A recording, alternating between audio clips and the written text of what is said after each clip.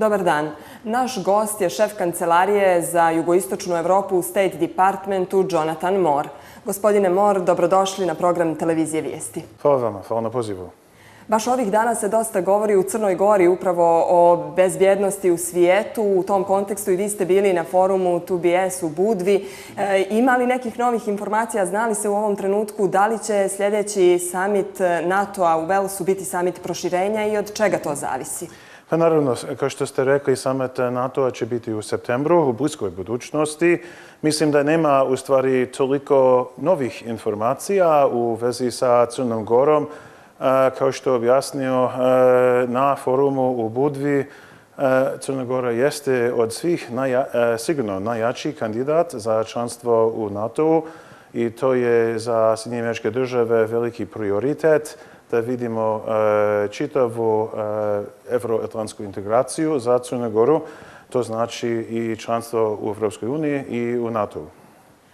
U tom kontekstu govorimo i o odluci, odnosno amandmanu koji je predstavnički dom Kongresa Sjedinjenih Država usvojio, a kojim se traži proširenje NATO-a i istovremeno zahtijeva da Crna Gora dobije pozivnicu upravo u Walesu. Koliko je po vašem mišljenju realno da se to i dogodi i koliko je Crna Gora spremna za NATO? Pa prvo, ja sam uvjeren i bolje rečeno Sjedinjene Američke Države jesmo uvjereni da će Crna Gora biti član NATO-a. Tačno kada, to zavisi od odluke čitave alijanse. Mi smo na kraju krajeva samo jedna članica NATO-a. NATO mora sve uraditi i odlučiti po konsenzusu. Biće i sastanak ministara inostranih poslova NATO-a u junu, ali krajnja odluka će biti u septembru. Znači šta će biti sa alijansom. I nije to samo pitanje proširenja NATO-a, nego i budućnost NATO-a, uloga NATO-a, na primjer, u Afganistanu. Nakon ove godine naš predsjednik je držao govor nedavno u West Pointu pre 2-3 dana o toj temi. Na primjer, kriza u Rusiji i u Ukrajini je također ogromna tema za NATO-a, što je Krim sada okupiran sa strane Ruske federacije. Mi smo davno mislili i jeste, hvala Bogu, da je hladni rat završen i nešto samo u istoriji, u prošlosti, ali ipak moramo jasnije razmišljati šta znači garant NATO-a da moramo braniti sve članice te alijanse. To je dio Vašingtonskog dogovora od 1949. godine. Znači kako će, na primjer, NATO reagovati ako bi bilo prijetnje prema Rumuniji, Češkoj, Slovačkoj i tako dalje, koji jesu članice NATO-a. Moramo razmišljati, odlučiti o svim tim pitanjima i o proširenju NATO-a. To će biti, ali tačno kada, to se ne zna. To što je potpuno jasno, kad ide do proširenja alijanse, Crna Gora, kao što rekoh, jeste najjači kandidat. U priči o NATO integraciji Crne Gore i ujedno evropskoj integraciji ovdje se najviše ukazuje i sa međunarodnih adresa na potrebu unapređenja vladavine prava. Kako biste vi ocijenili stanje u toj oblasti u Crnoj Gori danas? Pa iskreno da vam kažem, ja sam Amerikanac, mi imamo i svoje probleme sa korupcijom u mojoj zemlji i mojoj državi. Jeste činjenica da Crna Gora, koji nije toliko godina nezavisna država, ima takve probleme, posebno sa korupcijom u društvu, u političkom životu. To mora da bude veliki prioritet i za vladu, za vladajuću koaliciju i za opoziciju. To sprečiti vladavina prava jeste prioritet za NATO-a. Ne znači da će to pitanje biti potpuno rešeno pre nego što će biti poziv za članstvo u alijanci, ali ipak ja bih rekao da vlada i parlament i tako dalje moraju i više ulagati u to pitanje. U izvještaju State Departmenta o vladavini prava za prošlu godinu upravo se kao glavni problemi Crne Gore navode ta korupcija oličena u nepotizmu, zatim favorizovanje podobnih pojedinaca, politički podobnih, društvena diskriminacija, slaba kontrola konflikta interesa, uznemiravanje nezavisnih medija. Šta konkretno treba uraditi da bi se ovakvo stanje popravilo? Pa upravo tako kao što ste vi rekli, što ima toliko ne samo pretnje nego napada na novinara i vijesti i drugih medijskih, kako da kažem, operatora u Crnoj Gori, to je problem na mnogim nivoima. Prvo što niko nije bio za sad osuđen za takve napade, drugo što ime sve više napada, to je nešto što još uvijek dešava. To je užasna situacija, potpuno neprihvatljiva. Nije to za modernu demokratsku državu, to nije nigde u stvari prihvatljivo, ali to se dešava još uvijek u Crnoj Gori.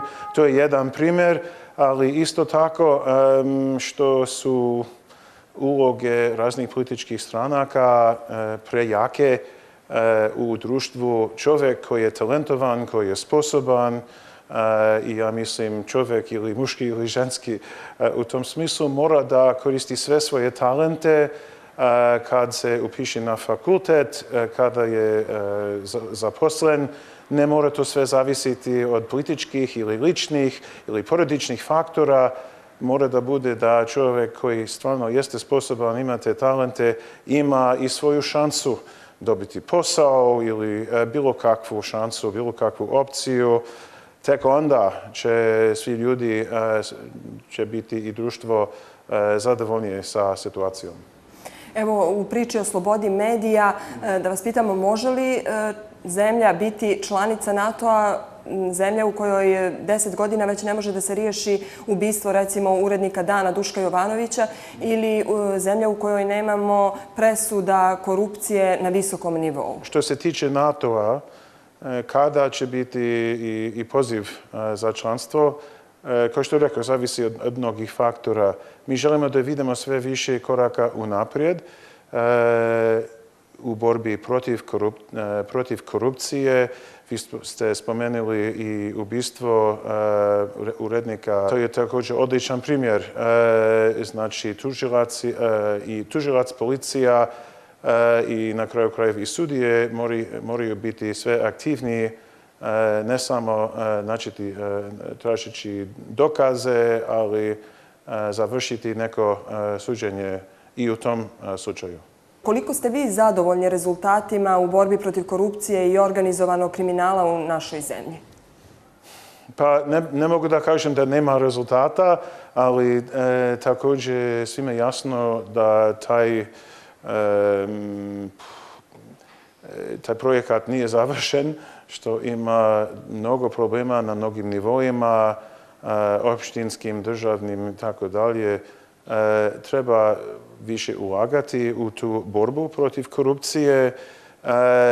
NATO naravno znači stabilnost, ali jeste na kraju krajeva i obaveza i odgovornost i vlade i opet na svim nivoima da pokaže i ne samo stabilnost, nego demokratske vrednosti da bi bilo društvo stabilnije i sigurnije. A koliko na te rezultate na polju vladavine prava i u borbi protiv korupcije i organizovanog kriminala možda može da utiče to što se u Crnoj Gori vlast nije promijenila više od 20 godina? Treba da bude i više primjera napretka u borbi protiv korupcije. Nije za mene ili za međunarodnu zajednicu odlučiti ko će pobjediti na crnogorskim izborima. Na kraju krajeva rezultati moraju biti u rukama Crnogoraca, onih koji glasaju, što neke stranke su jače ili popularnije jednog dana, sutradan možda situacije može se promijeniti. To mora zavisiti od samih Crnogoraca, ali sa naše tačke gledišta također smo uvjereni da ovdašnje vlasti mogu više uraditi u borbi ne samo protiv korupcija, ali za ljudska prava i za vladavinu prava. Evo za kraj pitanje, gospodine Moore. Vi ste šef Kancelarije za jugoistočnu Evropu u State Departmentu, a i od ranije ste bili vezani poslom za ove prostore bivše Jugoslavije. Bili ste i u ambasadi u Beogradu, bili ste u Bosni i Hercegovini. Kako biste ocijenili tu saradnju uopšte u regionu, ne na političkom, deklarativnom planu, nego tu ekonomsku povezanost, možda povezanost na polju kulture i uopšte taj proces reformi u regionu? Pa, ja jesam Amerikanac i možda obavezno što sam i optimista, da vam kažem, ja mislim da postoji i puno uspješnih rezultata i dokaza saradnje na regionalnom nivou, što i Crna Gora ima diplomatske odnose i sa Kosovom, sa svim komšijama, to je posebno važna stvar, što tokom ovih užasnih poplava, ja sam rekao da je to kao balkanska Katrina, znači kad je bila užasna situacija prije nekoliko godina u Luizijani kod New Orleansa, na primjer, također radi poplava i tako dalje. Nivo saradnje između Bosne i Hercegovine i Srbije i Hrvatske, ne samo u borbi protiv poplava, ali sada kako obnoviti te opštine, gradove i tako dalje. To je kao zajednički projekat i izgleda sada, barem u tom kontekstu, da je nivo saradnje bolji nego što je bio. To što su državnici, lideri, znači i političari, u prilično dobrim odnosima, na primjer što premijer Albanije planira prvi put neku posjetu u Beogradu, mislim posljednji put pre skoro 50 i više, 60 godina, gdje je bio takva zvanična posjeta, što je premijer Vučić nedavno bio u Sarajevu. U tom smislu situacija jeste stabilnija i bolje nego što je davno bila. Gospodine Moore, hvala vam na ovom razgovoru. I hvala i vama na pozivu. Baš mi je drago bilo.